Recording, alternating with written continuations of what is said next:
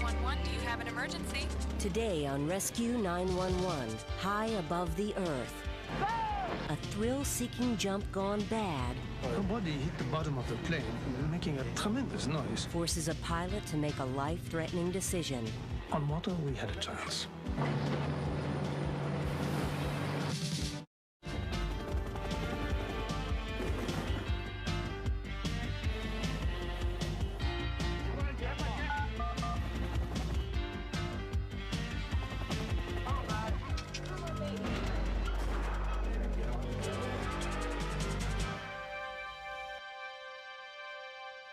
Our troubled world is fractured by cultures and divided by borders. But when tragedy strikes, courage and love know no boundaries. I'm William Shatner. Tonight, in a special international episode of Rescue 911, true stories of heroes who remind us that despite our differences, people the world over share a passionate commitment to preserving life. We begin in Normandy, France, late on the afternoon of August 3rd, 1976, as members of a local skydiving club gathered at the Cannes Car-Piquet airport.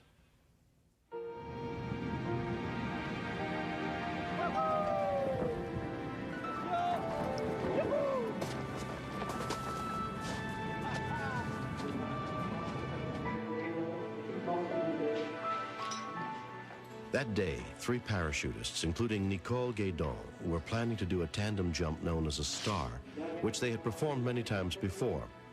Lucien Levallois was director of the local skydiving center. Je connaissais très bien Nicole parce que... I knew Nicole very well because I had seen her on her arrival at the school. She had never seen a parachute in her life, so I had the pleasure to teach her everything you had to do on the first jump. At this time, she had to have done close to 1,000 jumps. Claude Tréchamp was the pilot that day. At the time, there was a great deal of spirit in the club. Everybody would know one another, and it was an atmosphere where everybody would trust one another.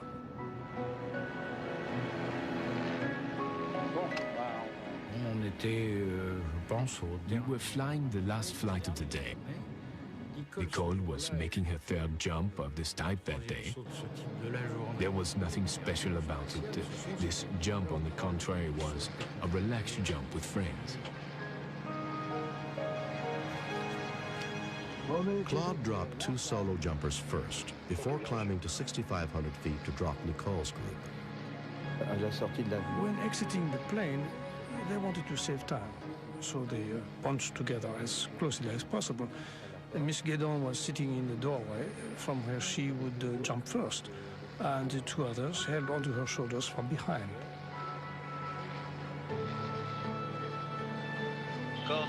Québec, c'est bon.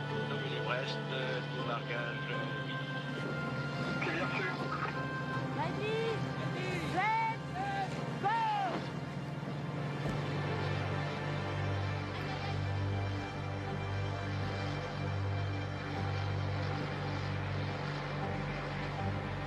When we continued, The more the minutes passed, the more uncomfortable Nicole's situation became. We didn't know whether she was conscious or not, and in need of care that we couldn't give her.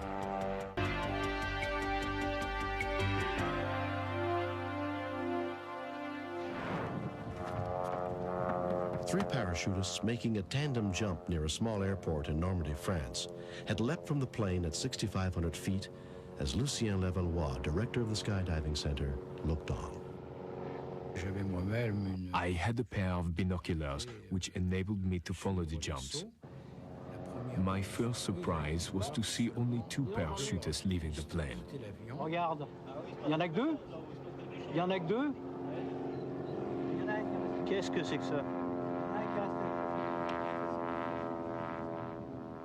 It wasn't too hard to know who was there. The color of her jumpsuit allowed me immediately to identify Nicole.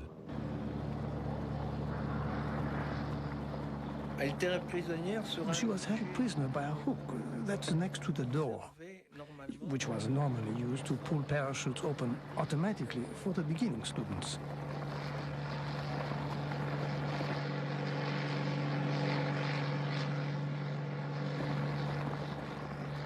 I couldn't pull on her very strongly in this manner, because even though a plane can fly very well by itself, as soon as she was swinging from side to side, the plane would swerve, and I was obliged to get hold of the control stick.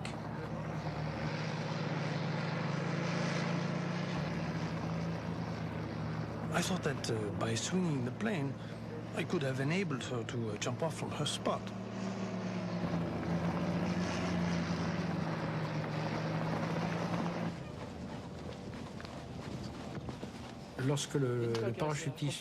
When the skydiver landed, his first worry was to quickly come and warn us, to tell us, watch out, I may have hurt Nicole while passing her, and she may not be able to open her parachute.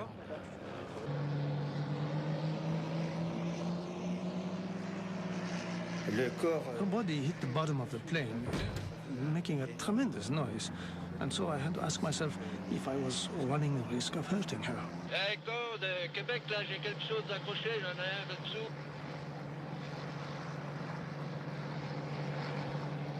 I saw her gestures and then her eyes, which were saying, no, I can't do it anymore. Let me fall.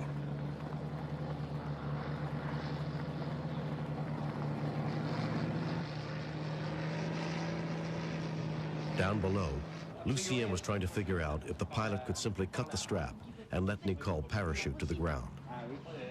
It was difficult for us to know what would happen next, because we didn't know what part of the harness he had to cut. It could cause Nicole to slip through it. And above all, we didn't have enough information about the ability Nicole still had at that time to open the parachute. The control tower told me to land on the grass runway. I yelled negative because her head, as far as I could tell, was lower than the wheel. So if I had bounced a little bit, the poor woman would have crushed her skull.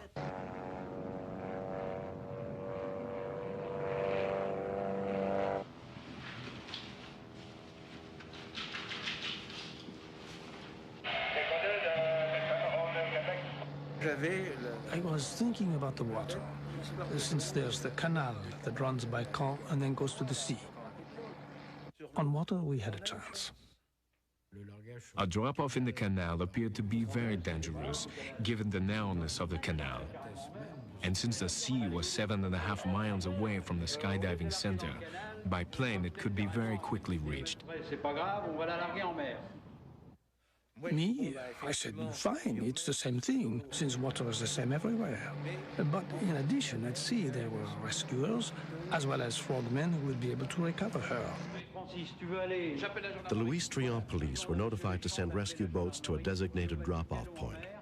Nicole had now been hanging upside down in near freezing temperatures for more than 30 minutes. I had to really ask myself whether she was in good shape or not. In the beginning, she was touching the inside when it was her complete hand. After that, it was only her fingertips. But then after that, nothing was touching. Claude spotted a helicopter and radioed for assistance. The Department of Public Safety arranged to provide the chopper and 2 scuba divers to help with Nicole's rescue.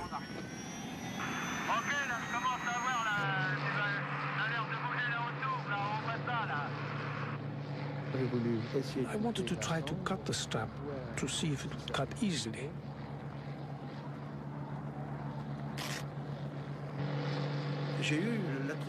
I was really afraid. I was over the land and rather high up. I had never thought that a strap like that could have been cut so easily. The more the minutes passed, the more uncomfortable Nicole's situation became. We didn't know whether she was conscious or not, and in need of care that we couldn't give her. By 8 in the evening, everyone had arrived at the drop-off point. I was not high, that's all I can say. The divers told me 24 feet.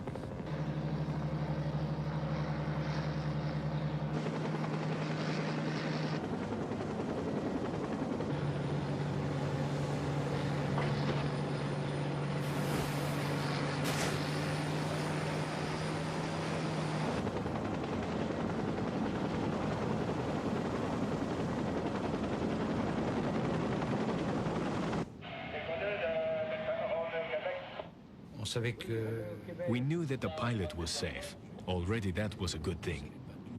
But we didn't know at all how Nicole was, and we had to wait for minutes, which were very, very long.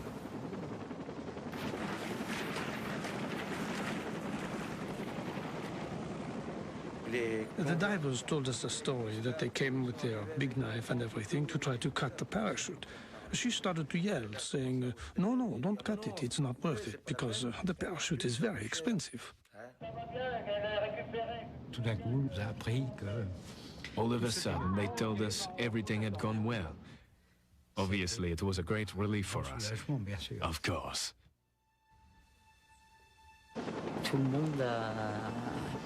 Everybody did what they had to do.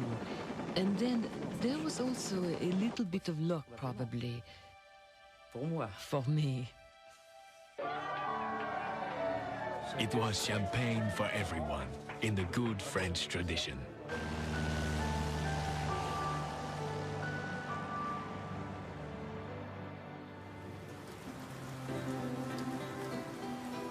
Miraculously, Nicole Guédon suffered only minor bruises in the incident.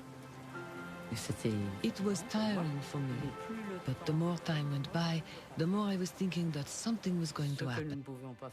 What we couldn't do up in the air, both of us, other people were taking care of it, and I trusted them. It's entirely possible that someone less poised than Nicole under the plane would have pulled on the handle that opens one of the two parachutes, which obviously would have been catastrophic. Within 2 weeks, Nicole was skydiving again. 17 years later, she has completed more than 3,000 jumps and is an instructor at the skydiving center. They certainly listened to her, because, understandably, this incident is still talked about today. It was a difficult time, but since everything turned out okay, it's actually a good memory to have saved someone. It's not bad, you know.